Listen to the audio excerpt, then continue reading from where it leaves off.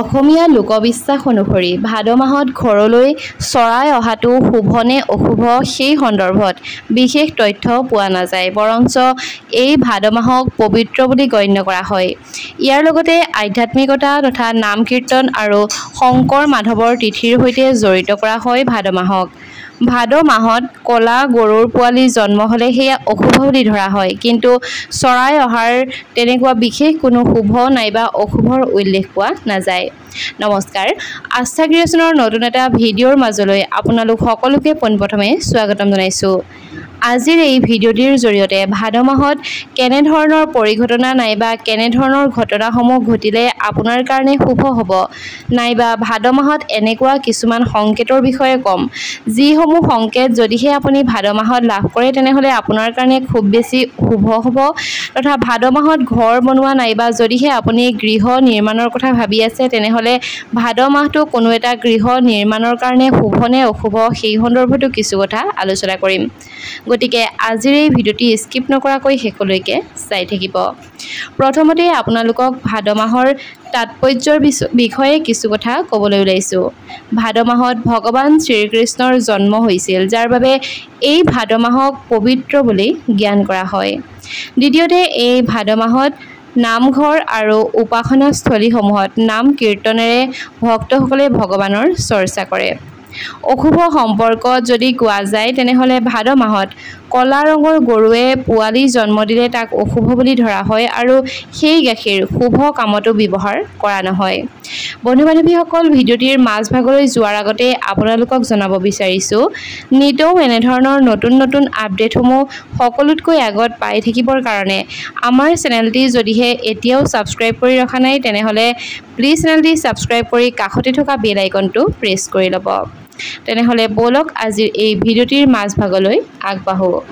এই পবিত্ৰ ভাদ মাহত এনে কিছুমান কাম আছে যিসমূহ কাম আপুনি সৰ্বসাধাৰণতে কৰিব নালাগে, অৰ্থাৎ কিছুমান কামৰ পৰা ভাদ মাহটোত দূৰত থকাই উচিত বুলি কোৱা হৈছে। আৰু সেইসমূহ কামনো কি কি ব'লক জানো। ভাদ মাহটো হৈছে ভগৱান শ্ৰীকৃষ্ণৰ প্ৰিয় মাহ, তথা এই মাহতে যিহেতু ভগৱান শ্ৰীকৃষ্ণৰ জন্ম হৈছিল বুলি বিশ্বাস কৰা যায়।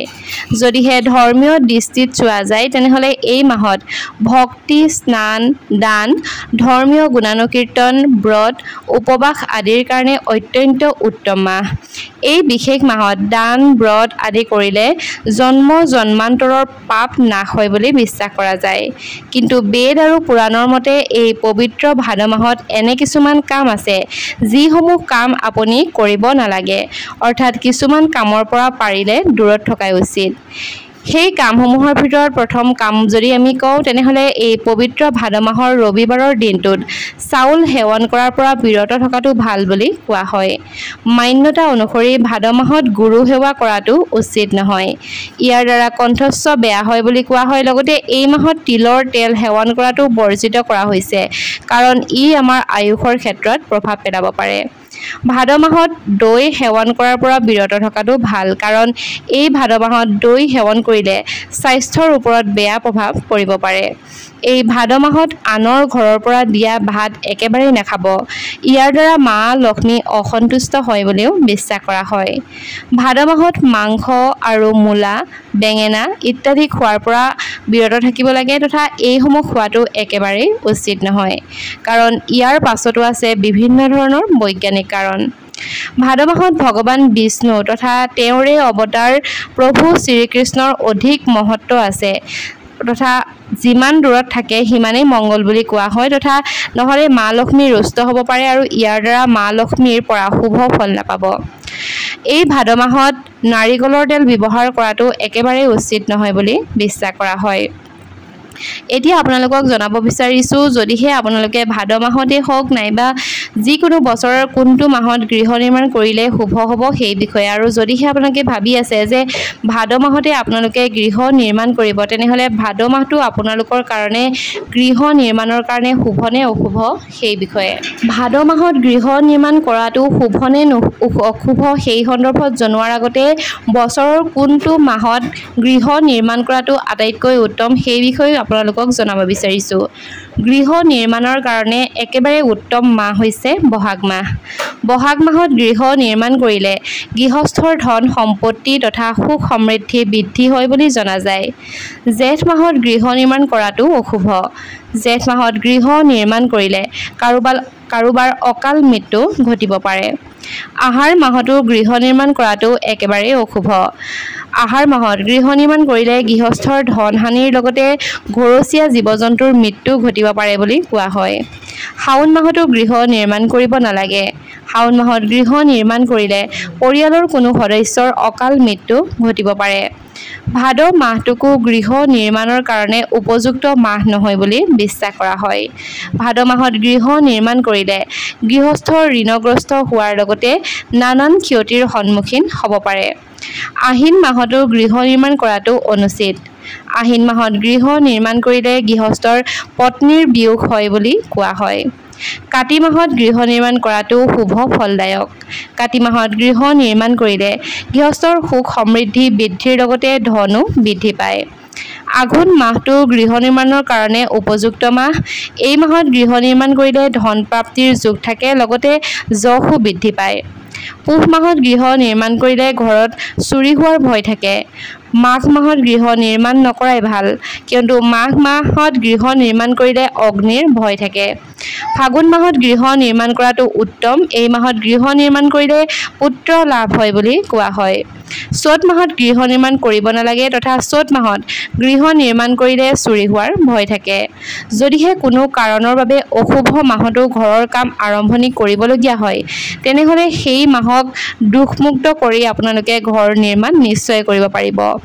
দোষমুক্ত মাহত যদিহে গৃহস্থৰ ৰাশি চক্ৰৰ অৱস্থান শুভ থাকে, তেনেহ'লে উপযুক্ত ভূমি পূজনৰ জৰিয়তে গৃহ নিৰ্মাণৰ কাম আৰম্ভ কৰিব পাৰে বুলিও বাস্তুত বিধান দিছে।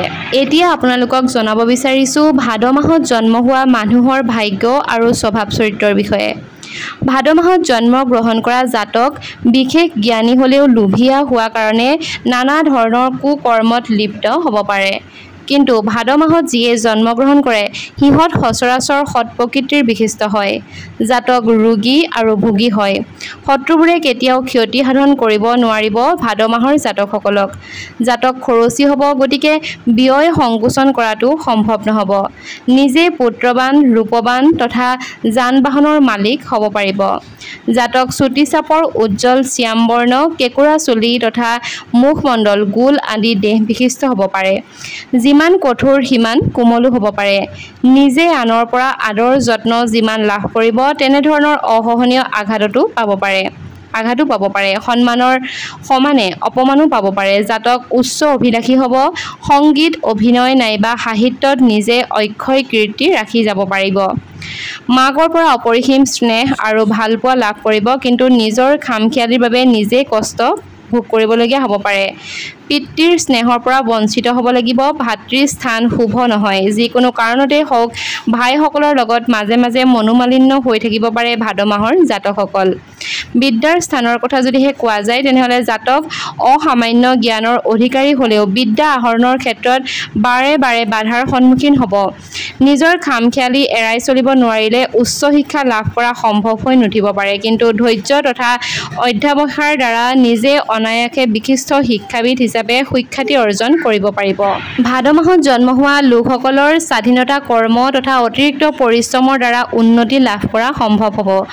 নিজৰ মাজত বিভিন্ন প্ৰতিভাৰ বিকাশ ঘটিব পাৰে। সাহিত্য, জ্যোতিষশাস্ত্ৰ, দৰ্শন, গণিতৰ লগতে অভিনয়তো দক্ষতা অৰ্জন কৰিব পাৰিব। জীৱনৰ প্ৰথম অৱস্থাত ভাল চাকৰিৰ সুযোগ হেৰুৱাব। শিক্ষকতা বা ধৰ্মযাজক হিচাপে খ্যাতি অৰ্জন সম্ভৱ হ'ব পাৰে। বেংক, বীমা, ৰেলৱে, জাহাজ আদি বিভাগৰ চাকৰিত উন্নতি লাভ সহজসাধ্য হ'ব।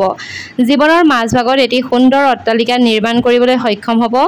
কাগজ, শিল, বনজসম্পদ, ৰবিশস্য, চিমেণ্ট, সোণ, তাম সম্পৰ্কীয় ব্যৱসায়ত লাভৱান কৰিব পাৰিব। ব্যৱসায়ত প্ৰথম অৱস্থাত ক্ষতিৰ সন্মুখীন হ'লেও ধৈৰ্যশীল হ'ব পাৰিলে পিছলৈ উন্নতি লাভ হ'ব। অংশীদাৰী ব্যৱসায়ত কেতিয়াও নিৰ্ভৰযোগ্য হ'ব নোৱাৰিব। বিশেষ প্ৰতিষ্ঠানৰ লগত জড়িত থাকিলে প্ৰচুৰ অৰ্থ উপাৰ্জন কৰিব পাৰিব। প্ৰেম আৰু বিবাহ প্ৰেমিক হিচাপে জাতক আদৰ্শৱান হ'ব, কিন্তু যিকোনো কাৰণতে প্ৰেমত বাধা আহিব পাৰে। বৈবাহিক জীৱন সুখৰ নহ'ব যদিও সন্তান লাভ কৰিব পাৰিব। মুক্ত বায়ুত ভ্ৰমণ কৰিব বা গাঁৱত বসবাস কৰিলে স্বাস্থ্য ভালে থাকিব। ৰক্তচাপ, জণ্ডিছ, পিত্তৰোগ, চকুৰ বেমাৰ আৰু চৰ্দি কাহত ভুগিব পাৰে। মাজে মাজে পেটৰ অসুখ হ'ব পাৰে। স্ত্ৰীৰ জাতিকাৰ কাৰণে বিশেষ ফলাফল।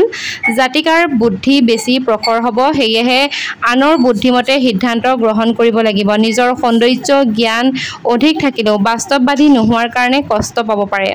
বিবাহিত জীৱনত তেনে সুখ নাপাব যদিও সন্তান লাভৰ যোগ আছে।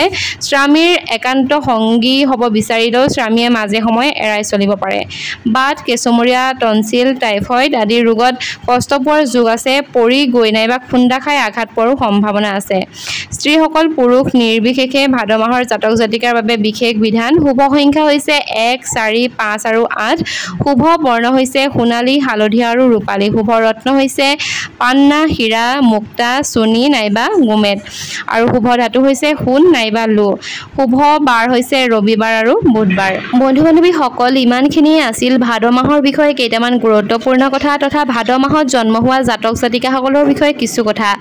যদিহে ভিডিঅ'টি চাই ভাল পালে তেনেহ'লে নিশ্চয়কৈ ভিডিঅ'টো আনৰ লগত শ্বেয়াৰ কৰিব আৰু চেনেলটি ছাবস্ক্ৰাইব কৰি কাষত থকা বেল আইকনটো প্ৰেছ কৰিব। নতুন এটা ভিডিঅ'ৰ জৰিয়তে খুব সোনকালে লগ পোৱাৰ প্ৰতিশ্ৰুতিৰে আজিৰ এই ভিডিঅ'টিৰ পৰা বিদায় লৈছোঁ। ধন্যবাদ।